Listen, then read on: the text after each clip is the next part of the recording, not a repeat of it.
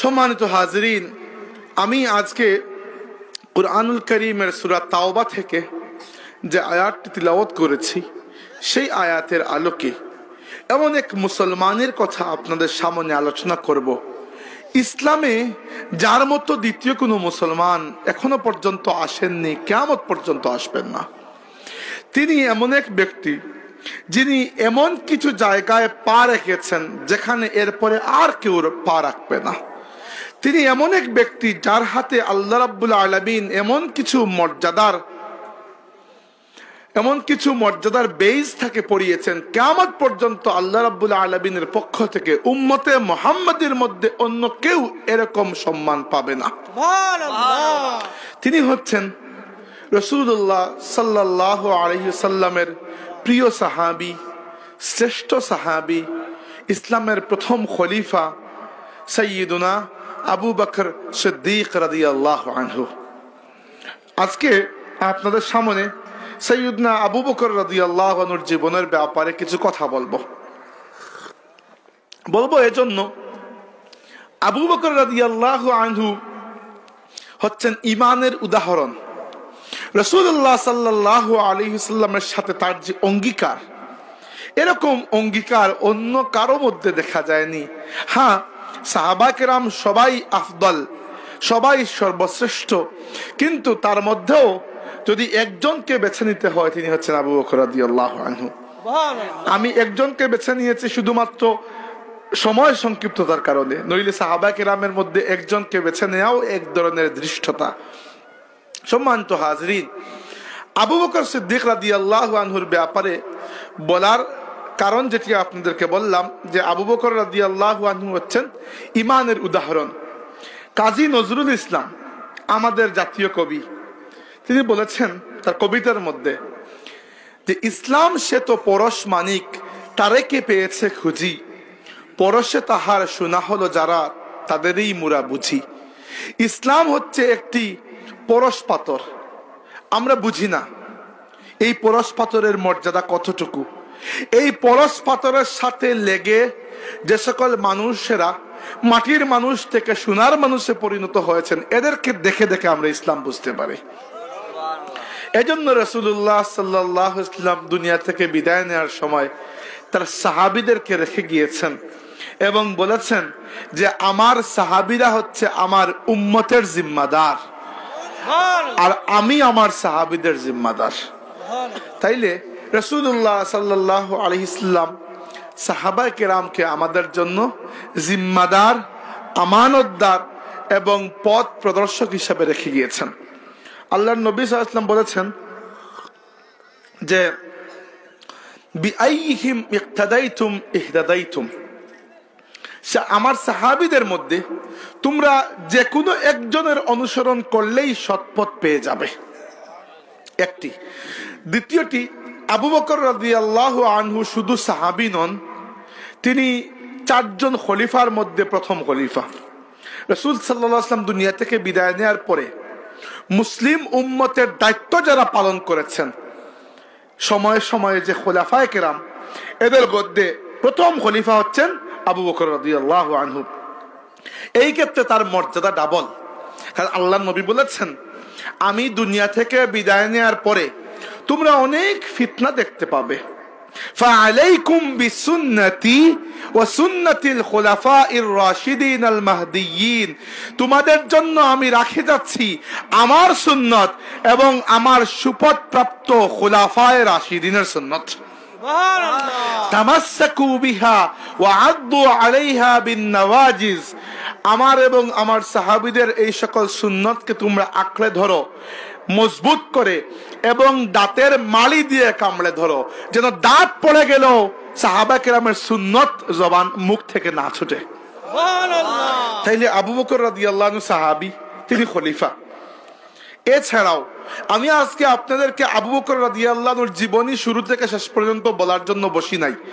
আমি কখনো এরকম কারো জীবনী শুরু থেকে শেষ পর্যন্ত বলি না।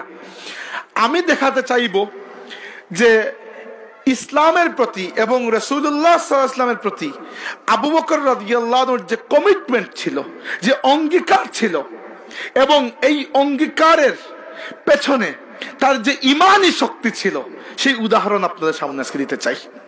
অর্থাৎ এটি কোনো প্রথাগত জীবনী নয়, কখন জন্ম, কোন জায়গায় কি কি, এগুলো আপনারা বইই পাবেন। আপনি আপনাদেরকে বলবো আবু বকর রাদিয়াল্লাহু আনহুর ইমানের উদাহরণ, যেগুলো আল্লাহর নবী সাল্লাল্লাহু আলাইহি ওয়াসাল্লামের হাদিসের মধ্যে আমরা পাই, ইতিহাসের বইয়ে নয়, হাদিসের মধ্যে। সম্মানিত হাজিরিন, আপনারা একটি বিষয় খেয়াল করে দেখেন যে রাসূলুল্লাহ সাল্লাল্লাহু আলাইহি ওয়াসাল্লাম যখন ইসলামের দাওয়াত শুরু করেছেন, প্রথম দিকে একজনই তো, আর তো কেউ সাথে নেই, একজন দুজন করে মানুষ আসছে ইসলামের দিকে।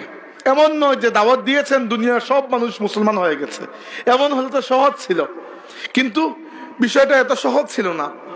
প্রথমে তার প্রাণ প্রিয় স্ত্রী খাদিজা রাদিয়াল্লাহু আনহা ইসলাম কবুল করলেন, আমাদের মা সাইয়্যিদা খাদিজাতুল কুবরা রাদিয়াল্লাহু আনহা। এবং খাদিজা রাদিয়াল্লাহু আনহার মর্যাদা নারীদের মধ্যে এরকম, পুরুষদের মধ্যে যেরকম মর্যাদা আবু বকর সিদ্দিক রাদিয়াল্লাহু আনহু। এটি কেন? আপনারা হয়তো জানেন যে আবু বকর রাদিয়াল্লাহু আনহুর একটি উপাধি আস-সিদ্দিক। এই উপাধি স্বয়ং আল্লাহ রাব্বুল আলামিন তার নবীকে দিয়ে দিয়েছেন। আর আমরা জানি সিদ্দিক কেবল একজন নয়, সিদ্দিক অনেকেই থাকেন। আল্লাহ বলেছেন মিনাল্লাযীনা আনআমাল্লাহু আলাইহিম মিনান নাবিয়্যিনা ওয়াস-সিদ্দীকিন। তার মানে সিদ্দিক একজন নয়। উসমান রাদিয়াল্লাহু আনহু সিদ্দিক ছিলেন, সিদ্দিক হওয়ার যে বৈশিষ্ট্য এটি তার মধ্যেও ছিল। কিন্তু আবু বকর রাদিয়াল্লাহু আনহু হচ্ছেন সিদ্দিক আল আকবার, সবচেয়ে বড় সিদ্দিক, সবচেয়ে বড় সিদ্দিক। নবীদের পরে সবচেয়ে বেশি মর্যাদা থাকে সিদ্দিকদের। আবু বকর সবচেয়ে বড় সিদ্দিক পুরুষদের মধ্যে। ওদিকে মহিলাদের মধ্যে আসেন, আমরা খাদিজা রাদিয়াল্লাহু আনহার নামের সাথে অনেক সময়, হুজুর তো খেয়াল করবেন, আমরা লাগিয়ে বলি খাদিজাতুল কুবরা।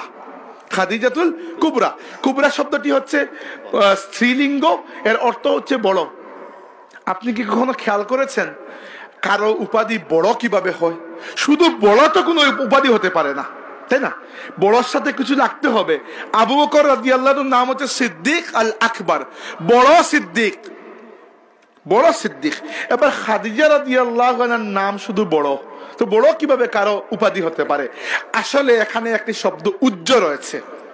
খাদিজা রাদিয়াল্লাহু আনহার উপাধি হচ্ছে খাদিজা সিদ্দিকাতুল কুবরা। আবু বকর রাদিয়াল্লাহু আনহু যেরকম পুরুষদের মধ্যে সিদ্দিক আল আকবার, খাদিজা রাদিয়াল্লাহু আনহা এরকম মহিলাদের মধ্যে সিদ্দিকাতুল কুবরা। এবার এই যে একজন দুজন করে ইসলাম কবুল করছেন, এর মধ্যে প্রথম দিকেই ছিলেন আবু বকর রাদিয়াল্লাহু আনহু। তার আগে আরো এক দুজন মানুষ ইসলাম কবুল করেছেন, যেমন আলী রাদিয়াল্লাহু আনহু করেছেন, যায়েদ ইবনে হারিসা করেছেন, এই দুজন। এরপরেই পূর্ণবয়স্ক পুরুষদের মধ্যে আবু বকর রাদিয়াল্লাহু আনহু প্রথম সাহাবী।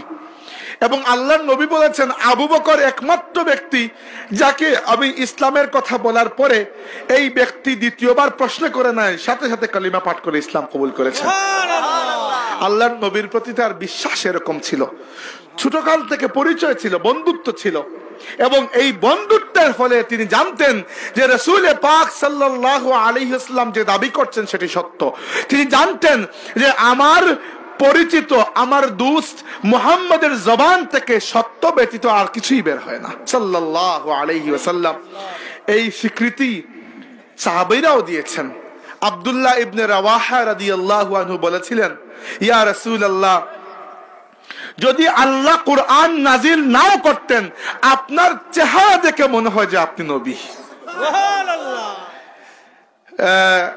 আব্দুল্লাহ ইবনে সালাম রাদিয়াল্লাহু আনহু মদিনার সবচেয়ে বড় ইহুদি পণ্ডিত। তিনি বলেছিলেন যে প্রথমবার যখন আমি আল্লাহর নবীর চেহারা দেখলাম, ফাআরিফতু আন্না ওয়াজহাহু লাইসা বিওয়াজহি কাযিবিন, আমার বিশ্বাস হয়ে গেল এই চেহারা কোনো মিথ্যাবাদী মানুষের চেহারা হতেই পারে না। সুবহানাল্লাহ। তাইলে সাহাবীরাও স্বীকৃতি দিয়েছেন। আবু বকর রাদিয়াল্লাহু আনহু এমন ব্যক্তি যিনি সব সময় রাসূলুল্লাহ সাল্লাল্লাহু আলাইহি ওয়াসাল্লামের ছায়া সঙ্গী হিসাবে ছিলেন। মক্কা শরীফে আবু বকর রাদিয়াল্লাহু আনহু যখন ইসলাম কবুল করলেন, দেখেন মক্কা শরীফে মূলত কুরাইশ বংশের লোকদের আবাদ ছিল, তবে কুরাইশ বংশের সব লোক একই গোত্রের নয়, তাদের গোত্র গোষ্ঠী আলাদা আলাদা। তিনটি গোষ্ঠী খুব বড় বড় গোষ্ঠী, প্রসিদ্ধ উচ্চ প্রসিদ্ধ গোষ্ঠী। একটি হচ্ছে বনি হাশিম, যে গোত্রের আল্লাহর নবী নিজে, বনি হাশিম গোত্র। আরেকটি হচ্ছে বনি উমাইয়া, আরেকটি ছিল বনি মাখজুম। আবু বকর এই বড় তিনটির মধ্যে একটি তো ছিলেন না, তিনি অত্যন্ত ছোট একটি গোত্রের মানুষ। তার গোত্রের নাম ছিল বনি তিম, এটির নামে তেমন কেউ জানে না। আবু বকর রাদিয়াল্লাহু আনহুর কারণে ওই গোত্রের নাম সবাই জানে এখন। আচ্ছা, তো আবু বকর রাদিয়াল্লাহু আনহু ইসলাম কবুল করলেন, করে বসে থাকলেন না, সাথে সাথে আল্লাহর নবীর সাহায্যকারী হিসাবে দ্বীনের দাওয়াত তিনি শুরু করে দিলেন। এবং 10 জন সাহাবী যাদেরকে আল্লাহর নবী নাম ধরে দুনিয়াতে জান্নাতের সুসংবাদ দিয়েছিলেন, এর মধ্যে 6 জন সাহাবী একা আবু বকর রাদিয়াল্লাহু আনহু দাওয়াতে ইসলাম কবুল করেছেন। আপনারা উসমান রাদিয়াল্লাহু আনহুকে চিনেন, তালহা রাদিয়াল্লাহু আনহুর নাম শুনেছেন, জুবায়ের রাদিয়াল্লাহু আনহুর নাম শুনেছেন, সাদ ইবনে আবি ওয়াক্কাস রাদিয়াল্লাহু আনহুর নাম শুনেছেন। এরা বড় বড় সাহাবী, আল্লাহর নবীর সবচেয়ে প্রসিদ্ধ 10 জন সাহাবীর মধ্যে এরা। এর মধ্যে 6 জন একা আবু বকরের দাওয়াতে ইসলাম কবুল করেছেন। ইসলামের জন্য এত খেদমত আবু বকর রাদিয়াল্লাহু আনহুর। এরপরে আবু বকর রাদিয়াল্লাহু আনহু এমন মানুষ ছিলেন যিনি কথা বললে আল্লাহ রাব্বুল আলামিন তার কথার সমর্থনে কুরআন শরীফের আয়াত নাজিল করতেন। আমরা এই ব্যাপারটি জানি উমর রাদিয়াল্লাহু আনহুর ব্যাপারে। হ্যাঁ, এটি ঠিক, উমরের ব্যাপারে আল্লাহ রাব্বুল আলামিন কুরআন শরীফে অসংখ্য আয়াত, উমর আগে বলে দিয়েছেন একটি কথা, পরে আল্লাহ এই কথার সমর্থনে কুরআনের আয়াত নাজিল করেছেন। কিন্তু আবু বকর রাদিয়াল্লাহু আনহুর ব্যাপারেও এরকম আয়াত রয়েছে, অন্তত 3টি আমি নিজেই খুঁজে পেয়েছি।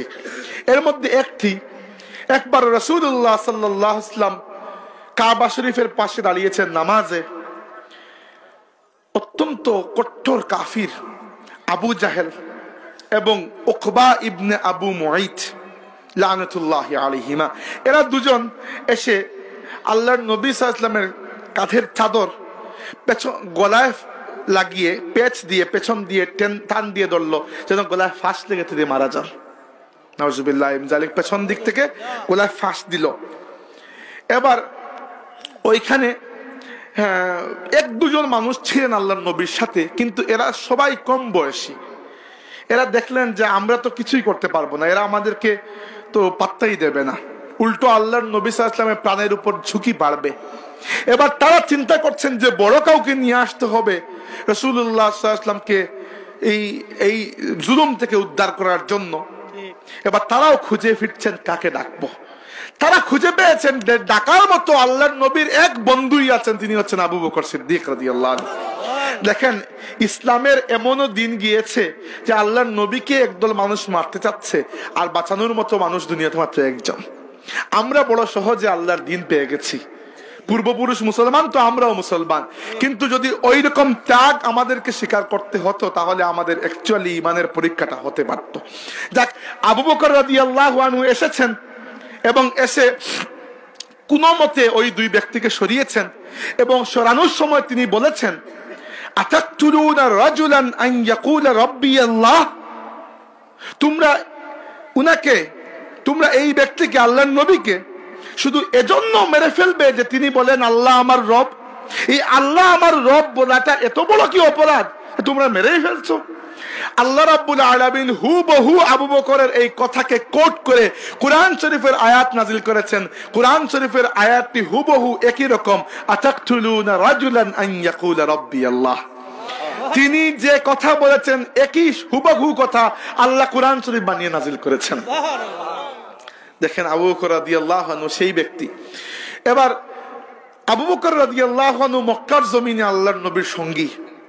রাসূলুল্লাহ সাল্লাল্লাহু আলাইহি ওয়াসাল্লামের জীবনের একটি বড় বিপদে আবু বকর রাদিয়াল্লাহু আনহু সাথে থাকতে পারেন নাই, কারণ আল্লাহর নবী তাকে ইনফর্ম করেন নাই। রাসূল সাল্লাল্লাহু আলাইহি ওয়াসাল্লাম যখন মক্কা শরীফ থেকে তায়েফ গিয়েছিলেন, যে মক্কার মানুষ তো আমাকে কবুল করছে না, যদি তায়েফের মানুষ আমার দাওয়াত কবুল করে তায়েফের জমিনে আমার নিজের জন্য নতুন একটি বেস আমি তৈরি করতে পারবো। আল্লাহর নবী শুধুমাত্র তার ঘরে একজন থাকতেন, এক সাহাবী যায়েদ ইবনে হারিসা রাদিয়াল্লাহু আনহু, উনাকে নিয়ে চলে গিয়েছিলেন। আবু বকর রাদিয়াল্লাহু আনহুকে বলেন নাই, বললে আবু বকর অবশ্যই যতই সঙ্গী হতেন, ওই জায়গায় তায়েফের জমিনে আল্লাহর নবী সাল্লাল্লাহু আলাইহি ওয়াসাল্লামের প্রতি বড় বেশি জুলুম করা হয়েছিল। প্রথমে মুখ দিয়ে, এরপরে পাথর ছুঁড়ে আল্লাহর নবীকে জর্জরিত করা হয়েছিল। এছাড়া রাসূল সাল্লাল্লাহু আলাইহি ওয়াসাল্লামের জীবনের প্রত্যেকটা জায়গায় আবু বকর রাদিয়াল্লাহু আনহু সঙ্গী আছেন। এমনকি আল্লাহর নবী যখন সাহাবীদেরকে বললেন আল্লাহ হিজরতের আদেশ দিয়েছেন, তোমরা এক এক করে মক্কা শরীফের এই কাফিরদের জুলুম থেকে বাঁচার জন্য তোমরা মদিনায় হিজরত করো। সাহাবীরা যাচ্ছেন।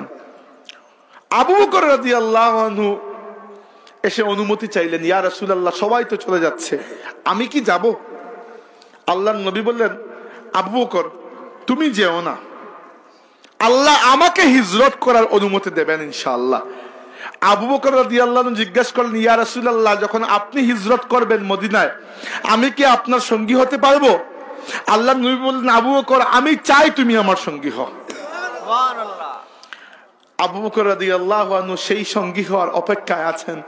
সহিহ বুখারীতে হাদিস রয়েছে, আয়েশা সিদ্দিকা রাদিয়াল্লাহু আনহা বললেন যে এক দুপুরে দেখলাম রাসূল সাল্লাল্লাহু আলাইহি ওয়াসাল্লাম শরীর মাথার মধ্যে চাদর মুড়িয়ে খুব দ্রুত আমাদের বাসায় আসছেন। এসে আমার বাবাকে বললেন, আবু বকর রাদিয়াল্লাহু আনহুকে, যে আল্লাহ আমাকে হিজরতের আদেশ দিয়েছেন, আজ রাতেই আমরা বের হব, তোমাকে বলে গেলাম। রাতে রাসূল সাল্লাল্লাহু আলাইহি ওয়াসাল্লাম আসলেন ঘরে, এসে বললেন আবু বকর বের হও। আবু বকর বললেন, ইয়া রাসূলুল্লাহ আমরা যাব কিভাবে? আল্লাহ নবী বললেন যে কিভাবে যাবে, তোমার কি মনে হয়? তিনি বললেন, ইয়া রাসূলুল্লাহ যেদিন আপনি বলেছিলেন যে আমি হিজরত না করতে, আপনার সাথে আমাকে সঙ্গী হিসাবে আপনি চাচ্ছিলেন, সেদিন থেকে আমি দুটি উট কিনে এগুলোকে খুব যত্ন করে এতদিন লালন পালন করেছি যেন আজকে ঠিক মতো ব্যবহার করতে পারি। আবু বকর রাদিয়াল্লাহু আনহুর প্রস্তুতি দেখেন। আল্লাহর নবী সাল্লাল্লাহু আলাইহি ওয়াসাল্লাম এবং আবু বকর রাদিয়াল্লাহু আনহু রওনা দিলেন। এবার মক্কা শরীফ থেকে মদিনা শরীফ যাওয়ার রাস্তা হচ্ছে ঠিক উত্তর দিকে। বর্তমানে আমরা যারা হজে যাই, মক্কা শরীফ থেকে মদিনা শরীফ যাওয়ার রাস্তা মোটামুটি মক্কা শরীফ থেকে বের হয়ে বাম দিকে গিয়ে একটু জেদ্দার পাশ হয়ে সুদা উত্তর দিকে। কিন্তু রাসূল পাক সাল্লাল্লাহু আলাইহি ওয়াসাল্লাম এবং আবু বকর রাদিয়াল্লাহু আনহু উত্তর দিকে না গিয়ে ঠিক দক্ষিণ দিকে চলে গেলেন, একেবারে উল্টো পথে। কেন গেলেন? কারণ মক্কা শরীফে তখন ঘোষণা করা হয়েছে যে ব্যক্তি মুহাম্মদ এবং আবু বকরকে ধরে আনতে পারবে তাকে 100টি লাল উট পুরস্কার দেওয়া হবে। নাউজুবিল্লাহ, অর্থাৎ এদেরকে হত্যা করতে তারা চেয়েছে। আবু বকর রাদিয়াল্লাহু আনহুর ঘরে এক ব্যক্তি ছিল, কাজের লোক। সে একটি বুদ্ধি দিল যে আমরা প্রথমে ওই দিকে চলে যাই, তারা যতদিন পর্যন্ত আমাদেরকে খুঁজবে, এক সময় না পেয়ে ক্লান্ত হয়ে যাবে, আমরা আবার ঠিক পথে চলে যাব। তারা চলে গেলেন ওদিকে। এবার চলে যাওয়ার পরে যখন তারা একা হয়েছেন এবং হাঁটছেন, আবু বকর রাদিয়াল্লাহু আনহু একবার আল্লাহর নবীর সামনে যান, একবার পেছনে চলে আসেন, একবার ডান দিকে যান, একবার বাম দিকে চলে আসেন, এভাবে ঘুরছেন চারপাশে। রাসূল সাল্লাল্লাহু আলাইহি ওয়াসাল্লাম জিজ্ঞাসা করলেন, আবু বকর তুমি কি করছো এগুলো? তোমার উট নিয়ে আমার উটের চারপাশে কেন ঘুরছো? আবু বকর রাদিয়াল্লাহু আনহু বলেন, ইয়া রাসূলুল্লাহ হঠাৎ করে আমার মনে আসছে যে শত্রু আসবে। এবার আমি তো একা মানুষ, সব দিক থেকে আপনাকে রক্ষা করতে পারবো না। যখন আমার মনে হয় শত্রু পেছন দিক থেকে আপনার উপর আঘাত করতে পারে, আমি সাথে সাথে পেছন দিকে চলে যাই। যখন মনে হয় সামনে চলে আসি, যখন ডানে চলে আসি, যখন বামে চলে আসি। ইয়া রাসূলুল্লাহ আপনাকে রক্ষা করার আগ্রহ এবং আপনার মহব্বতে আমি আপনার চারপাশে এরকম ঘুরছি। আল্লাহর নবী বলেন, আবু বকর সেই দুই ব্যক্তির ব্যাপারে তোমার কি ধারণা? নিজেদের ব্যাপারে বলছেন, সেই দুই ব্যক্তির ব্যাপারে তোমার কি ধারণা যাদের সাথে সদা সর্বদা তৃতীয় হিসাবে আল্লাহ রাব্বুল আলামিন উপস্থিত আছেন। সুবহানাল্লাহ। এবার তারা গেলেন, গিয়ে একটি গুহায় আশ্রয় নিলেন, গারে সৌরের গুহা। ওই গুহায় 3 দিন 3 রাত পর্যন্ত অবস্থান করলেন। তারা খুঁজতে খুঁজতে ওই গুহা পর্যন্ত চলে আসলো এবং এমন ভাবে দাঁড়িয়েছে, হাদিসে এসেছে আবু বকর রাদিয়াল্লাহু আনহু বললেন, ইয়া রাসূলুল্লাহ আমি উপরের দিকে তাকিয়ে মক্কার কাফিরদের পা দেখছি, মানে তারা একেবারে গুহার মুখে এসে দাঁড়িয়ে আছে। কিন্তু গুহার মুখে আল্লাহ রাব্বুল আলামিনের দুই ছোট্ট সৃষ্টি, একটি কবুতর আর একটি মাকড়সা আল্লাহ দায়িত্ব দিয়ে নিয়োজিত করেছেন। মাকড়সা এখানে জাল বুনেছে আর কবুতর তারা বাসা বেঁধেছে। কাফিররা চিন্তা করেছে যে কেউ ভেতরে ঢুকতে হলে মাকড়সার জাল ছিঁড়তে হবে, কবুতরের ডিমগুলো ভাঙবে, বাসা ঠিক থাকবে না। সবই যখন ঠিক আছে তাহলে মনে হয় ভিতরে কেউ নেই। এবার আবু বকর রাদিয়াল্লাহু আনহু বললেন, ইয়া রাসূলুল্লাহ, এরা একবার যদি নিচের দিকে তাকায় আমাদেরকে দেখতে পারবে। আবু বকরের এই টেনশনের জবাবে আল্লাহ নবী বললেন, আবু বকর তুমি ভয় পেও না, আল্লাহ সদা সর্বদা আমাদের সঙ্গী আছেন। এবার দেখেন, সাহাবীদের মধ্যে বিভিন্ন ধরন রয়েছে। আল্লাহ কোরআন শরীফে বলেছেন, মক্কা বিজয়ের আগে যারা ইসলাম কবুল করেছে আর মক্কা বিজয়ের পরে তারা এক বরাবর নয়। দেখেন, সাহাবী হয়েছেন আমরা কিভাবে জেনেছি? হয় হাদিসের কিতাবে তাদের নাম এসেছে, নইলে ইতিহাসের কিতাবে। একজন সাহাবী যাকে খুদ আল্লাহ রাব্বুল আলামিন সাহাবী বানিয়ে দিয়েছেন, তিনি আবু বকর রাদিয়াল্লাহু আনহু। কিভাবে? কুরআন শরীফের যে আয়াত তিলাওয়াত করে আমার বক্তব্য আমি শুরু করেছিলাম, আল্লাহ বলেছেন যে সানিয়াসনাইনি ইযহুমা ফিল গার, আমার নবী যখন গুহার মধ্যে ছিলেন তখন তিনি দুইজনের একজন ছিলেন, দুইজনের একজন। ইজ ইয়াকুলু লিসাহিবিহি, যখন তিনি তার সাহাবীকে বলেছিলেন, লা তাহজান, চিন্তা করো না, ইন্নাল্লাহা মা'ানা, নিশ্চয়ই আল্লাহ আমাদের সাথে আছেন। অন্য সাহাবীদেরকে নবী সাহাবী বানিয়েছেন, আবু বকর রাদিয়াল্লাহু আনহুকে আল্লাহ রাব্বুল আলামিন কুরআন শরীফে সাহাবী বানিয়ে দিয়েছেন। সুবহানাল্লাহ। এবার ওনারা চলে গেলেন মক্কা শরীফে, মদিনা শরীফে। যাওয়ার পরে আবু বকর রাদিয়াল্লাহু আনহুর মন টিকে না। মক্কার জন্য উনি খুব কাঁদেন এবং সব সময় মক্কা এত ভালো, মক্কা এত এই কবিতা পড়তে থাকেন। মাতৃভূমির জন্য মায়া। আয়েশা রাদিয়াল্লাহু আনহার তখন বিয়ে হয়ে গেছে আল্লাহর নবীর সাথে, অর্থাৎ আবু বকর রাদিয়াল্লাহু আনহুর মেয়ের। তিনি বললেন, ইয়া রাসূলুল্লাহ, আমার বাবা তো কাঁদতে কাঁদতে অসুস্থ হয়ে যাচ্ছেন। মক্কার মায়ায় আমার বাবা কাঁদতে কাঁদতে অসুস্থ হয়ে যাচ্ছেন। আবু বকর রাদিয়াল্লাহু আনহু কেঁদেছেন এবং সাথে আরেকজন বিলাল রাদিয়াল্লাহু আনহু, এরা দুজন মক্কার জন্য কেঁদেছেন।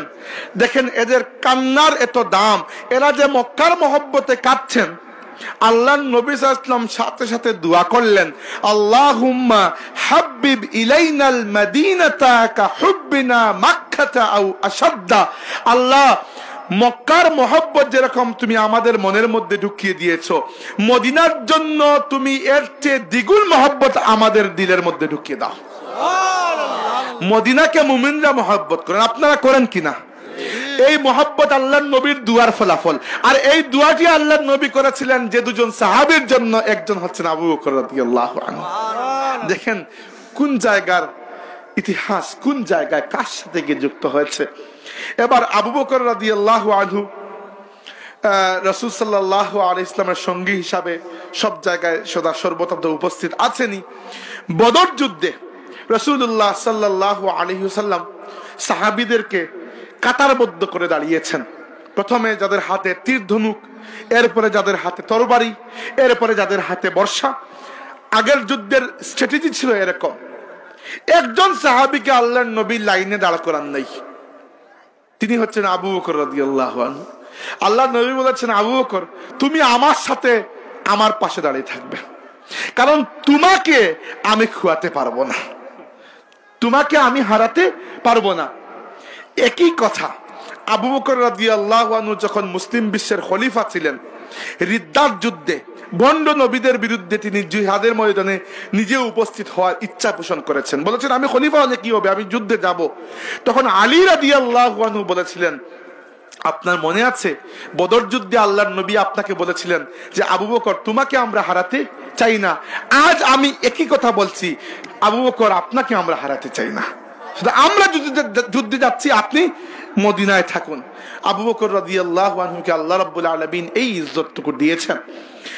এবার বদর যুদ্ধ, উহুদ যুদ্ধ, প্রত্যেকটি যুদ্ধে আবু বকর রাদিয়াল্লাহু আনহু আল্লাহর নবীর সঙ্গী ছিলেন।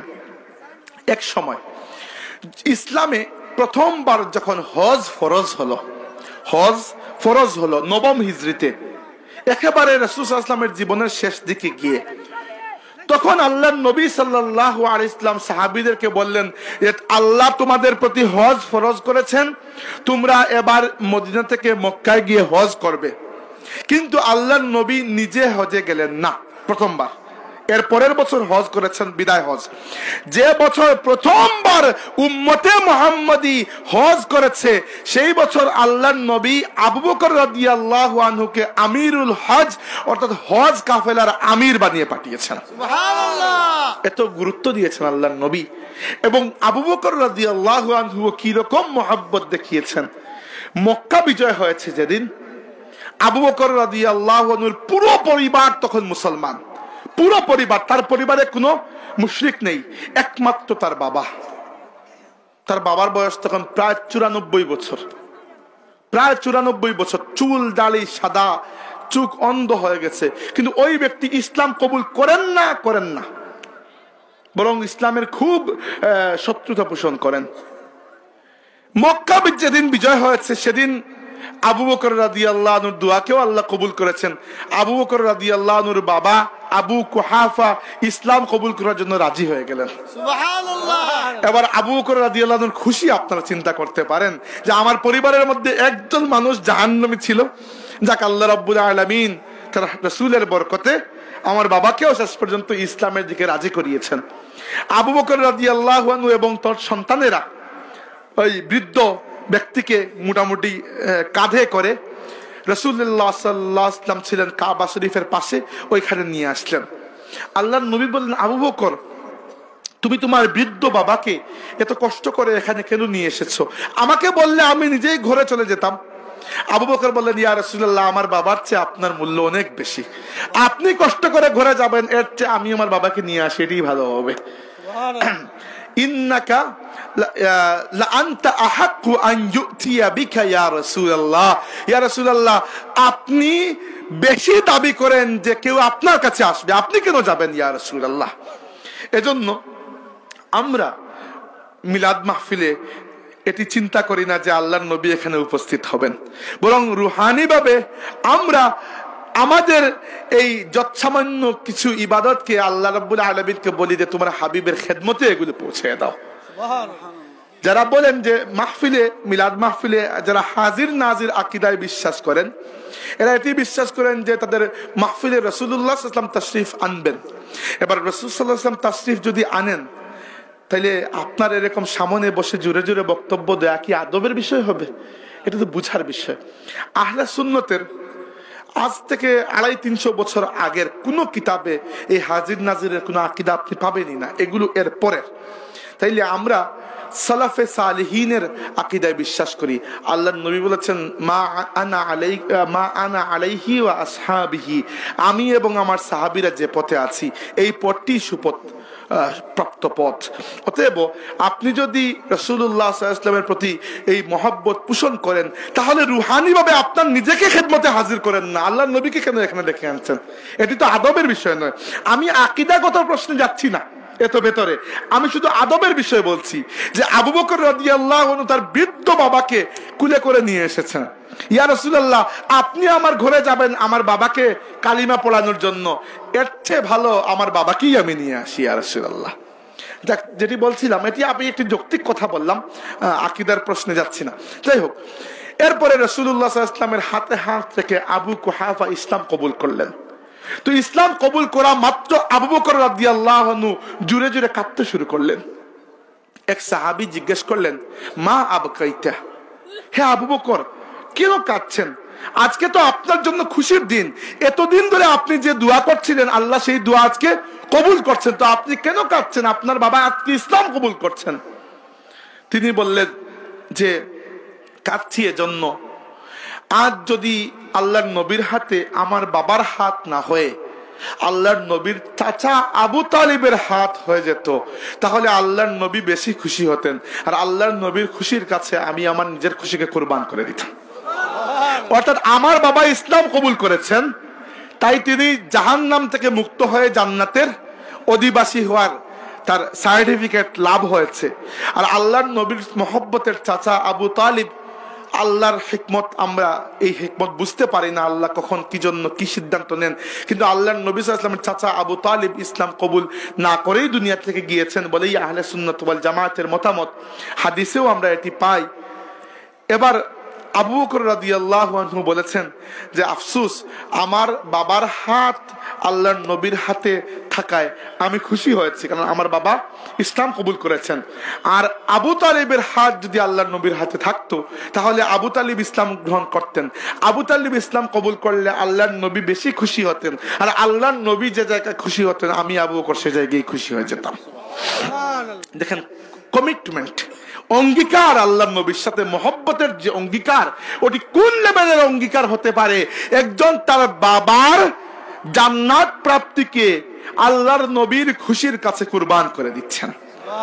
সম্মানিত হাজরিন, আবু বকর রাদিয়াল্লাহু আনহু, রাসূল সাল্লাল্লাহু আলাইহি ওয়াসাল্লাম ইন্তেকাল করলেন, আল্লাহর নবী দুনিয়া থেকে বিদায় নিয়েছেন। আবু বকর রাদিয়াল্লাহু আনহু তখন ঠিক ওই পাশে উপস্থিত ছিলেন না, তিনি একটি বিচারের কাজে একটু দূরে গিয়েছিলেন, এজন্য তার আসতে একটু দেরি হয়েছে। অর্থাৎ অন্যান্য সাহাবীরা খুব দ্রুত উপস্থিত হয়েছেন। রাসূল সাল্লাল্লাহু আলাইহি ওয়াসাল্লাম 11 হিজরির রবিউল আউয়াল মাসে ইন্তেকাল করেছেন। বার ছিল সোমবার, তারিখটি নিশ্চিত নয়, অনেকেই বলেন 12ই রবিউল আউয়াল। এটি ইতিহাসে আসলে এই বর্ণনা সঠিক বলে বিবেচিত হয় না। জন্ম 12ই রবিউল আউয়াল, এটির বর্ণনা ইয়েতে রয়েছে, ওই যে দালাইলুন নুবুওয়া, ইমাম বাইহাকি রাহমাতুল্লাহি আলাইহি কিতাব। এরপরে আল্লাহর নবী সাল্লাল্লাহু আলাইহি ওয়াসাল্লামের প্রথম জীবনী গ্রন্থ সিরাতে ইবনে ইসহাক, সিরাতে ইবনে হিশাম, বিভিন্ন সিরাতের মধ্যে রয়েছে। কিন্তু ইন্তেকাল অনেকেই বলেছেন 12ই রবিউল আউয়াল, সেটি ঐতিহাসিকভাবে প্রমাণিত হয় না, বরং এটি মানতে গেলে সমস্যার সৃষ্টি হয়। 12ই রবিউল আউয়াল কোনোভাবে মিলানো যায় না। কেন যায় না সে ব্যাপারে আমার একটি বক্তব্য রয়েছে ইউটিউবে, কে জানে রেকর্ড করেছিল, খুঁজলে পেয়ে যাবেন হয়তো, এখন আর সেদিকে যাচ্ছি না। যা বলতে চাচ্ছিলাম, আবু বকর রাদিয়াল্লাহু আনহু আসলেন, এসে দেখেন সাহাবীদের অবস্থা পুরো খারাপ হয়ে গেছে। কিভাবে? কেউ কেউ কেঁদে অস্থির হয়ে যাচ্ছেন। আল্লাহর নবী সাল্লাল্লাহু আলাইহি ওয়াসাল্লাম দুনিয়া থেকে বিদায় নিয়েছেন, আপনারা চিন্তা করতে পারেন তাদের মনের কষ্ট। আবার কেউ কেউ অধিক সুখে পাথর হয়ে বসে আছেন। আবার উমর রাদিয়াল্লাহু আনহু সুখের মধ্যে পাগল পারা হয়ে গেছেন, তরবারি হাতে তিনি বলছেন যে বলবে আল্লাহর নবী দুনিয়া থেকে বিদায় নিয়েছেন তাকে আমি হত্যা করে ফেলবো। মহব্বতের কারণে তার একেবারে নিজেকে হারিয়ে ফেলেছেন। আবু বকর রাদিয়াল্লাহু আনহু আসা মাত্র সবাই বুঝতে পারলো যে এখন আমরা একটি সমাধান পাবো, অ্যাকচুয়ালি একটি করণীয় আমরা জানবো। আবু বকর রাদিয়াল্লাহু আনহু আসলেন, সবাই একটু ভিড় করলো, তিনি সবার ভিড় সরিয়ে সরাসরি রাসূল সাল্লাল্লাহু আলাইহি ওয়াসাল্লামের ঘর মুবারকে প্রবেশ করলেন, কারণ ওটি তার মেয়ের ঘর। আয়েশা সিদ্দিকা রাদিয়াল্লাহু আনহার ঘরটাই তিনি প্রবেশ করতেই পারেন।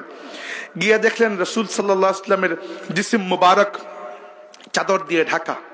আবু বকর রাদিয়াল্লাহু আনহু রাসূল সাল্লাল্লাহু আলাইহি ওয়াসাল্লামের চেহারা মুবারকের উপর থেকে চাদর সরিয়ে নিলেন এবং কপালের ঠিক মধ্যখানে একটি চুমু দিলেন। চুমু দিয়ে বললেন, ফিদাকা আবি ওয়া উম্মি ইয়া রাসূলুল্লাহ তিবতা হাইয়ান ওয়া মাইয়িতান।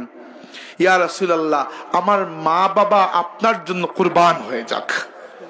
ইয়া রাসূলুল্লাহ, আপনার জীবনটিও উত্তম, আপনার ইন্তেকালটিও উত্তম।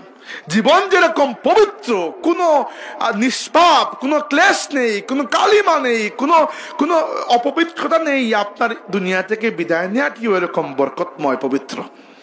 এরপরে তিনি বললেন, খুব সুন্দর কথা, ইয়া রাসূলুল্লাহ, আল্লাহ তো বলেছেন যে সবাইকে মৃত্যুর স্বাদ গ্রহণ করতে হবে। ইয়া রাসূলুল্লাহ, আল্লাহ রাব্বুল আলামিন আপনাকে যে আপনার ভাগ্যে যে মৃত্যু লেখা ছিল আল্লাহ রাব্বুল আলামিন সেটি উপহার দিয়েছেন, আপনার জন্য ইয়া রাসূলুল্লাহ দ্বিতীয়বার আর মৃত্যু আসবে না। অর্থাৎ তিনি বুঝাতে চাইলেন, ইয়া রাসূলুল্লাহ, আল্লাহ যে বলেছেন কুল্লু নাফসিন যায়িকাতুল মাউত, এটি হয়ে গেছে। ইয়া রাসূলুল্লাহ, পরবর্তী জীবন আল্লাহ তো আপনার জন্য ওয়াদা করেছেন, ওয়াল আখিরাতু খায়রুল লাকা মিনাল উলা, আপনার আখিরাত আপনার এই দুনিয়াবী জীবন থেকে বহুগুণ উচ্চ। সুবহানাল্লাহ। এবার দুনিয়ার জীবনে আল্লাহর নবীর মর্যাদা কতটুকু ছিল সেটি দিয়ে আপনি বিবেচিত করতে পারেন যে আখিরাতে কত উচ্চ হবে।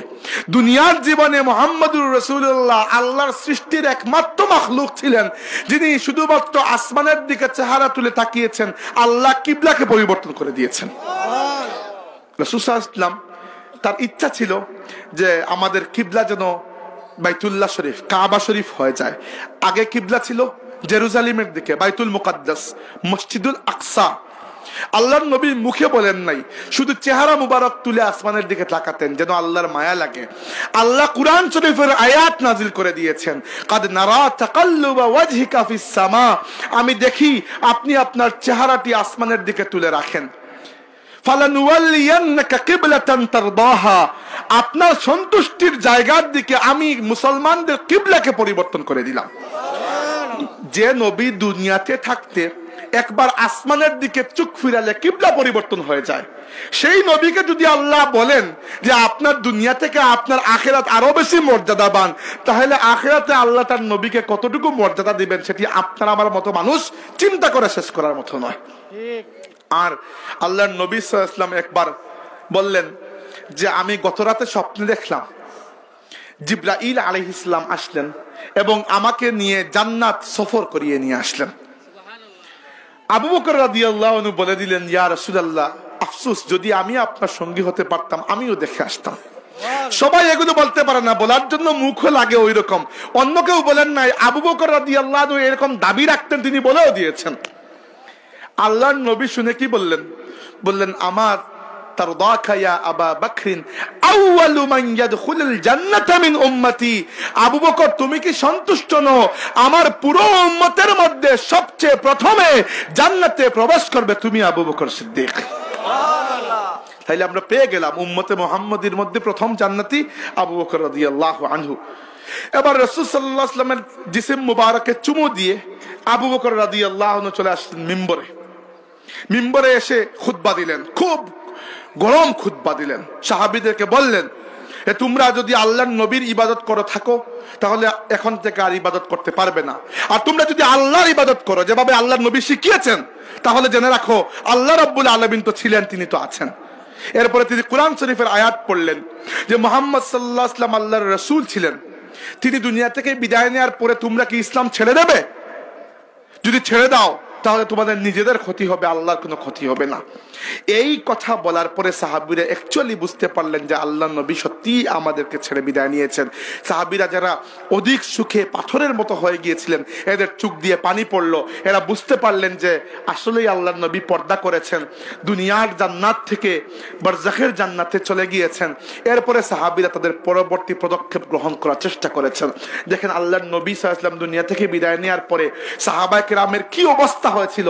ওই সময় একমাত্র আবু বকর রাদিয়াল্লাহু আনহুর মধ্যে সেই সাহস ছিল, এ পুরো উম্মতের ঘুড়ির নাটাই তিনি এমন শক্ত করে ধরেছেন যে এই উম্মত আকাশে উড়েছে কিন্তু এই উম্মত নিচে পড়ে নাই।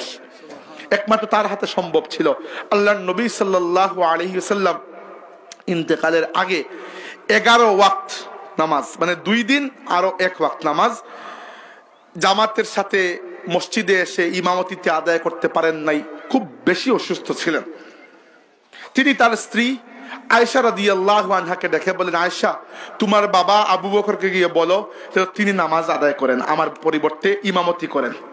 কত বড় সম্মানের চিন্তা করেন। আল্লাহর নবী আগে ইশারা দিচ্ছেন যে আমার পরে কে এই আসনে বসবে। আয়েশা রাদিয়াল্লাহু আনহা বলেন, ইয়া রাসূলুল্লাহ, আমার বাবার দিল বড় নরম, তিনি আপনার জায়নামাজে দাঁড়াবেন কাঁদতে কাঁদতে অস্থির হয়ে পড়ে যাবেন, যে এমন দিনও দেখতে হচ্ছে আল্লাহর নবী সাল্লাল্লাহু আলাইহি ওয়াসাল্লাম আসতে পারছেন না, অসুস্থ, আর আমাকে ইমামতি করতে হচ্ছে।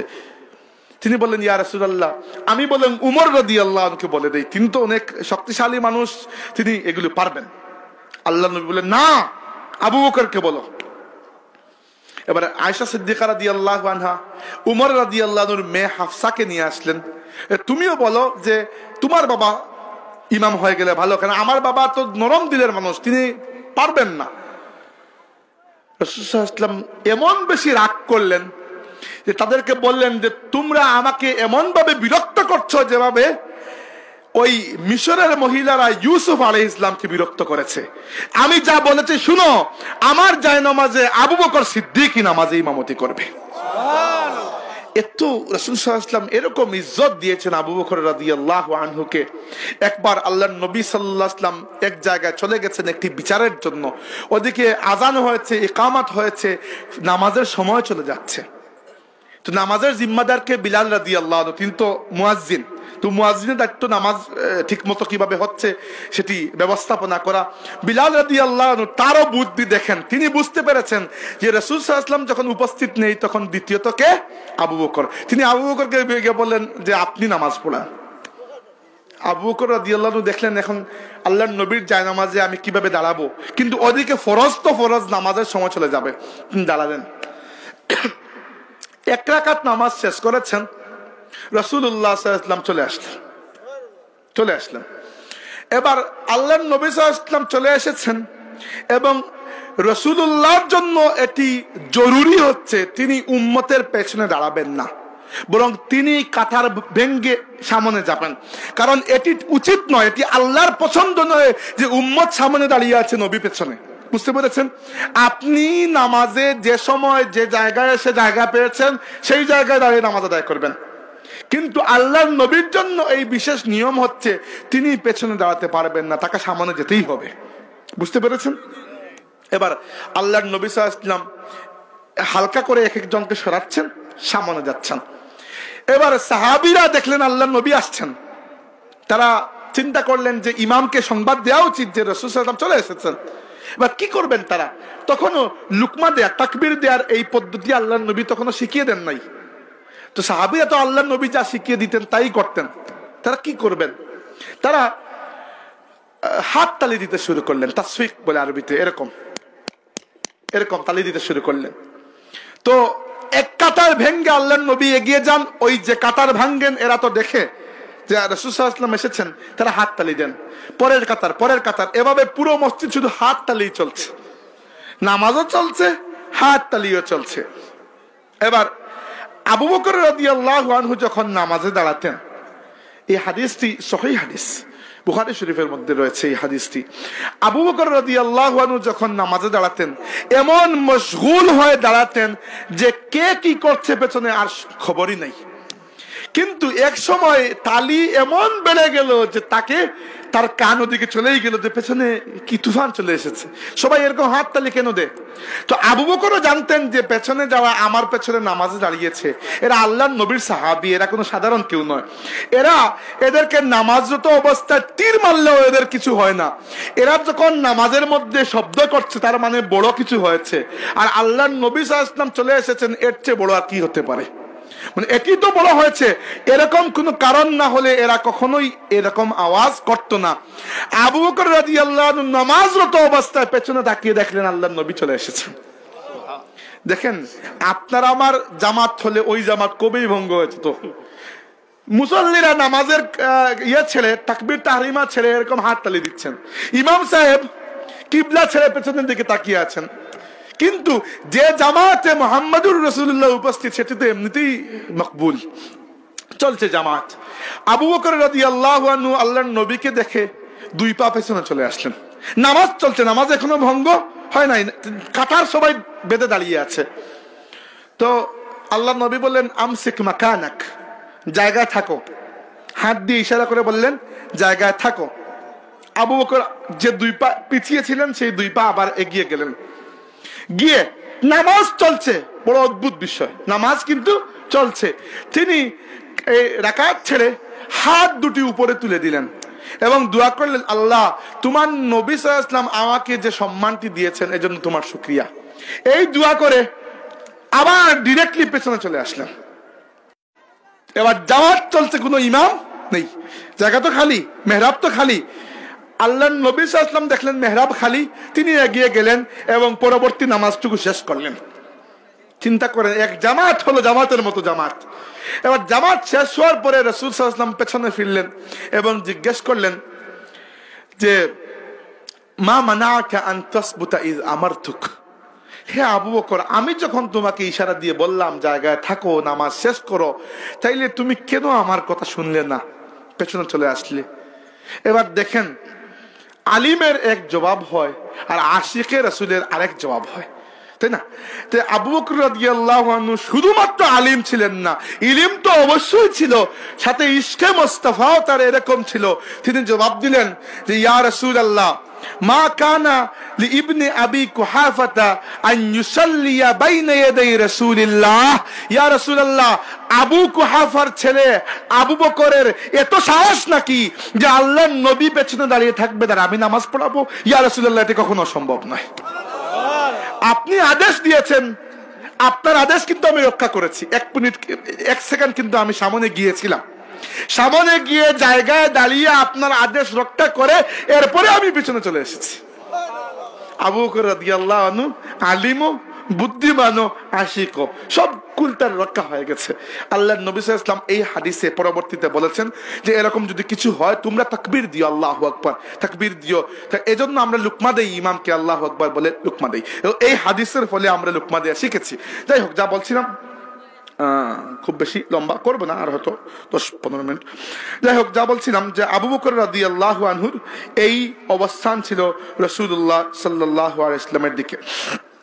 একটি হাদিস যেটি আবু বকর রাদিয়াল্লাহু আনহুর ব্যাপারে আমার সবচেয়ে প্রিয় হাদিস, আমি এরকম 1-2টি বলে আজকের বিষয়টি শেষ করব। তার ঈমানের বিষয়গুলো, আল্লাহর নবীর সাথে মহব্বত এবং নবীর তার সাথে মহব্বত।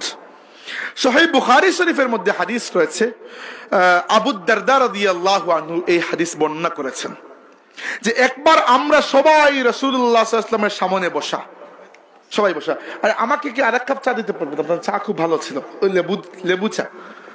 যাই হোক, একবার আমরা সবাই বসা, এমন সময় দেখলাম আবু বকর রাদিয়াল্লাহু আনহু খুব দ্রুত বেগে এগিয়ে আসছেন। তিনি মজলিসে ছিলেন না, তার বাড়ি থেকে আসছেন। নিজের পরনের লুঙ্গি তিনি এত উপরে তুলেছেন যে তার অর্ধেক পা দেখা যাচ্ছে, অর্থাৎ হাঁটুর নিচে তিনি অনেক উপর জায়গা পর্যন্ত তুলে এনেছেন এবং খুব দ্রুত হেঁটে আসছেন। আল্লাহর নবী সাল্লাল্লাহু আলাইহি ওয়াসাল্লাম আবু বকর রাদিয়াল্লাহু আনহুর দিকে তাকালেন, তাকিয়ে বললেন যে আমা সাহিবুকুম ফাকাদ গামির, সম্ভবত আজকে তোমাদের এই সাথী অর্থাৎ এই আবু বকর আজকে সম্ভবত খুব আপসেট। দেখেন আল্লাহর নবীর কি সম্পর্ক আবু বকর রাদিয়াল্লাহু আনহুর সাথে। তিনি আবু বকর রাদিয়াল্লাহু আনহুর হাঁটা দেখে বুঝতে পেরেছেন আবু বকর খুব আপসেট। এরকম সম্পর্ক তৈরি করতে সময় লাগে কিন্তু। যাই হোক, রাসূল সাল্লাল্লাহু আলাইহি ওয়াসাল্লাম বললেন যে তোমাদের সঙ্গী মনে হয় আজ খুব আপসেট, খুব তিনি তর্কে জড়িয়েছেন। আবু বকর আসলেন, এসে বলেন ইয়া রাসূলুল্লাহ, দেখেন কত সত্যবাদী, তিনি সত্য বলেছেন। ইয়া রাসূলুল্লাহ, উমরের সাথে আমার একটি ঝগড়া হয়েছে, ঝগড়াটি আমি শুরু করেছি। দেখেন, অন্য কারো উপর দোষ দিচ্ছেন না, কিন্তু নিজের উপরই যা সত্য সত্য। ইয়া রাসূলুল্লাহ, আমি দোষ করেছি, আমি সমস্যা বাঁধিয়েছিলাম। এরপরে আমার মনে হলো ইয়া রাসূলুল্লাহ যে আমি ঝগড়া শুরু করেছি, এজন্য আমি বড় দুঃখিত হয়েছি এবং তার কাছে মাফ চেয়েছি। কিন্তু ইয়া রাসূলুল্লাহ, তিনি আমাকে মাফ করে দিচ্ছেন না। এবার আপনি যদি একটু সুপারিশ করতেন, তিনি আমাকে মাফ করে দিতেন। দেখেন তার নিজের বিনয় কতটুকু, কোন অবস্থানে তিনি। আর কি বলছেন, ইয়া রাসূলুল্লাহ, দোষী আমি দোষ করেছি, এবার মাফ চাচ্ছি, তিনি এত রাগ করেছেন, মাফ করে দিচ্ছেন না। এবার আপনি যদি একটু সুপারিশ করতেন। ওদিকে ওমর রাদিয়াল্লাহু আনহু বাড়িতে চলে গেছেন। তার মনে হয়েছে যে আবু বকরের মতো মানুষ আমার কাছে মাফ চাইলে আমি মাফ করে দিলাম না, বড় রুড আচরণ হয়ে গেল। তার নিজের মধ্যে আফসোস চলে আসলো। তিনি চলে গেলেন আবু বকর রাদিয়াল্লাহু আনহুর বাড়িতে, বুখারী শরীফের হাদিস। তিনি চলে গেলেন আবু বকর রাদিয়াল্লাহু আনহুর বাড়িতে, গিয়ে জিজ্ঞেস করলেন কি আবু বকর বাড়িতে আছেন? ঘরের লোকেরা বললেন যে আবু বকর তো বাড়িতে নেই, তিনি বাড়ি থেকে বেরিয়ে গেছেন। উমর চিন্তা করলেন নিশ্চয়ই আল্লাহর নবীর কাছেই গিয়েছেন, আর কোথায় যাবেন। তিনি খুব দ্রুত চলে গেলেন রাসূলুল্লাহ সাল্লাল্লাহু আলাইহি ওয়াসাল্লামের কাছে, গিয়ে সালাম দিলেন। সালাম দেয়া মাত্র আল্লাহর নবী উমরের দিকে এমন রাগ করে তাকালেন, এমন রাগ করে যে উমর আর কিছু বলার সাহস পেলেন না। চিন্তা করেছেন, শেষ পর্যন্ত আবু বকর রাদিয়াল্লাহু আনহুর মায়া লেগে গেল। তিনি বললেন ইয়া রাসূলুল্লাহ, উমরকে মাফ করে দেন, উমর কোনো দোষ করে নাই। তিনি নিজের জন্য সুপারিশের কারণে এসেছিলেন, তিনি উমরের কারণে সুপারিশ করছেন এখন। ইয়া রাসূলুল্লাহ, আসলে দোষ আমারই, আমি ঝগড়া বাঁধিয়েছি, এরপরে আমি বিচার দিয়েছি, ইয়া রাসূলুল্লাহ উমরকে মাফ করে দিন। তখন রাসূলুল্লাহ সাল্লাল্লাহু আলাইহি ওয়াসাল্লাম বললেন, শুনো আল্লাহর নবী কি বলেছেন, আমি পুরোটা পড়ে শোনাচ্ছি। বলেছিলেন যে ইন্নাল্লাহা বা'আসানি ইলাইকুম ফাকুলতুম কাযাবতা, আল্লাহ যখন আমাকে তোমাদের কাছে নবী বানিয়ে পাঠিয়েছিলেন, তখন তোমরা সবাই আমাকে মিথ্যাবাদী বলেছ। ওয়াকালা আবু বকরিন সদাক্কা, আর একমাত্র আমার আবু বকর তখন আমাকে বিশ্বাস করেছিল। আল্লাহর নবী বলছেন যে যখন তোমাদের প্রতি আমি দাওয়াত শুরু করেছি, একমাত্র আবু বকর ছাড়া তোমরা কেউই তখন আমার সঙ্গী ছিলে না। ওয়াসিনি বিনফসি ওয়া মালিহি ওয়া ওয়াসানি বিনফসি ওয়া মালিহি, আবু বকর তার নিজের জান মাল দিয়ে আমাকে তখন সাহায্য করেছে। ফাহাল আনতুম তারিকু লি সাহিবি, তোমরা আমার ওয়াস্তে আমি বলছি তোমরা আমার এই সাহাবীকে আর বিরক্ত করো না, ছেড়ে দাও। আবু দারদা রাদিয়াল্লাহু আনহু বললেন যে এরপর থেকে আমরা কখনো আবু বকর রাদিয়াল্লাহু আনহুর কথার উপর আর কথা বলি নাই। আল্লাহর নবী তাকে এত মহব্বত করেছেন যে আমাদেরকে বলে দিয়েছেন তোমরা আমার সাহাবীকে কখনো বিরক্ত করো না, তোমরা তাকে ছেড়ে দাও, তোমরা কেন তাকে একা ছাড়তে পারো না। এরপর থেকে আল্লাহর নবীর কথা শুনে আমরা আবু বকর রাদিয়াল্লাহু আনহুকে কখনো আর বিরক্ত করি নাই। এরপরে আবু বকর রাদিয়াল্লাহু আনহুকে রাসূল সাল্লাল্লাহু আলাইহি ওয়াসাল্লাম কি বলেছেন, এটিও বুখারী শরীফের হাদিস। আল্লাহর নবী বলেছেন যে ইন্না মিন আমান্নান নাসি আলাইয়া ফি সুহবাতিহি ওয়া মালিহি আবু বকরিন, যে মানুষটি তার নিজের সঙ্গ এবং তার সম্পদ ব্যয় করে আমার সবচেয়ে বেশি সাহায্য করেছে সে হচ্ছে আমার সাহাবী আবু বকর। ওয়ালাউ কুনতু মুত্তাখিদান খালিলাম মিন উম্মতি লাত্তাখাযতু আবু বকরিন খালিলা, যদি আমি আমার উম্মতের মধ্যে কোন খালিল, কোন পরম বন্ধু হিসাবে কাউকে গ্রহণ করে থাকি তাহলে আমার আবু বকর হবে আমার খালিল। কিন্তু যেহেতু নবীরা আল্লাহর খলিল হন, এজন্য নবী অন্য কাউকে খলিল বানাতে পারেন না। নবী আবু বকর রাদিয়াল্লাহু আনহুকে বানিয়েছেন সাহাবী, মর্যাদা দিয়েছেন খলিলের। একটি হাদিস বলে শেষ করব। আল্লাহর নবী সাল্লাল্লাহু আলাইহি ওয়াসাল্লাম বলেছেন, তিরমিজি শরীফের হাদিস, যে মালি আহাদিন ইনদানা ইয়াদুন ইল্লা ওয়াকাদ কাফাইনাহু মা খালা আবু বকরিন, যে ব্যক্তি যখনই আমার প্রতি কোনো ইহসান করেছে আমি তার ইহসানের বদলা দিয়েছি, কিন্তু একমাত্র আমার সাহাবী আবু বকর আমার প্রতি যে ইহসান করেছে আমি সেই ইহসানের কোনো বদলা এই দুনিয়াতে দিচ্ছি না। ফা ইন্না লাহু ইনদানা ইয়াদুন ইউকাফিউহুল্লাহ, আবু বকরের যে ইহসান আমার প্রতি আল্লাহ রাব্বুল আলামিন কিয়ামতের দিন এগুলো প্রতিদান তাকে দিয়ে দেবেন। আল্লাহর নবী সাল্লাল্লাহু আলাইহি ওয়াসাল্লাম দুনিয়া থেকে বিদায় নেওয়ার সময় বলেছেন যে আবু বকরের ঘর থেকে মসজিদে নববীতে আসার একটি দরজা ছিল, আবু বকরের সম্মানে এই দরজাটি রাখবে, বাকি সবার ঘরের দরজাটি বন্ধ করে দেবে। এটি একটি সম্মান দেওয়ার পদ্ধতি যে আবু বকর তুমি তোমার ঘর থেকে মসজিদে ডিরেক্ট আসতে পারবে, অন্য সবাইকে বাইরে থেকে আসতে হবে, ডিরেক্ট আসতে পারবে না। আল্লাহর নবী সাল্লাল্লাহু আলাইহি ওয়াসাল্লাম ইন্তেকালের আগে একবার আবু বকর আয়েশা সিদ্দিকা রাদিয়াল্লাহু আনহাকে বললেন যে আমার ইচ্ছা ছিল তোমার বাবা আবু বকর এবং তোমার ভাইকে ডেকে নিয়ে এসে ওসিয়ত লিখিয়ে দেই। কিসের ওসিয়ত? খেলাফতের ওসিয়ত, যে আমার পরে খলিফা কে হবে। এটি বলেন নাই কিন্তু বোঝা যাচ্ছে। আল্লাহ নবী বললেন কিন্তু আমি লেখাই নাই, কারণ আমার বিশ্বাস হয়েছে আল্লাহ রাব্বুল আলামিন এবং আমার উম্মত আবু বকর ছাড়া অন্য কারো উপর সন্তুষ্ট হবে না। আল্লাহর নবী সাল্লাল্লাহু আলাইহি ওয়াসাল্লাম আবু বকর রাদিয়াল্লাহু আনহুকে তারপরে সরাসরি নয় কিন্তু পরোক্ষভাবে তার খলিফা মনোনীত করে গেছেন। যদিও সরাসরি খলিফা মনোনীত করেন নাই, উম্মতে মুহাম্মদ সাল্লাল্লাহু আলাইহি ওয়াসাল্লাম এই পুরো উম্মত আবু বকর রাদিয়াল্লাহু আনহুকে এরপরে খলিফা মনোনীত করেছে। আবু বকর রাদিয়াল্লাহু আনহু দুনিয়াতে ছিলেন আল্লাহর নবীর সঙ্গী, ইন্তেকাল করেছেন আল্লাহর নবীর শহরে মদিনায়, এবং তাকে কবর দেওয়া হয়েছে রাসূল সাল্লাল্লাহু আলাইহি ওয়াসাল্লামের কবরের ঠিক পাশে। আল্লাহর নবী সাল্লাল্লাহু আলাইহি ওয়াসাল্লামের সিনা মুবারকের বরাবর একটু বাম দিকে সরে আবু বকর রাদিয়াল্লাহু আনহুর মাথা। আবু বকর রাদিয়াল্লাহু আনহুর কবরের ব্যাপারে একটি কথা বলে শেষ করছি। একবার এক বেদুইন ব্যক্তি আল্লাহর নবীর কবরের পাশে আসলেন, এসে বললেন, ইয়া রাসূলুল্লাহ, আমার বড় ইচ্ছা ছিল যে আপনাকে দেখবো, কিন্তু দেখতে পারি নাই। ইয়া রাসূলুল্লাহ, আমি কুরআন শরীফের মধ্যে পেয়েছি আল্লাহ বলেছেন যে ওয়ালাউ আন্নাহুম ইযযালামু আনফুসাহুম জাউকা ফাস্তাগফিরুল্লাহা ওয়াস্তাগফার লাহুমুর রাসূল লাওয়াজাদুল্লাহা তাওয়াবার রহিমা। হে রাসূল, যদি আপনার উম্মত গুনাহ করে ফেলে আর আপনার কাছে চলে আসে, এরপরে আল্লাহর কাছে মাফ চায়, আর আপনি যদি একটু সুপারিশ করেন তাহলে তারা আল্লাহকে মাফকারী হিসাবে পেয়ে যাবে।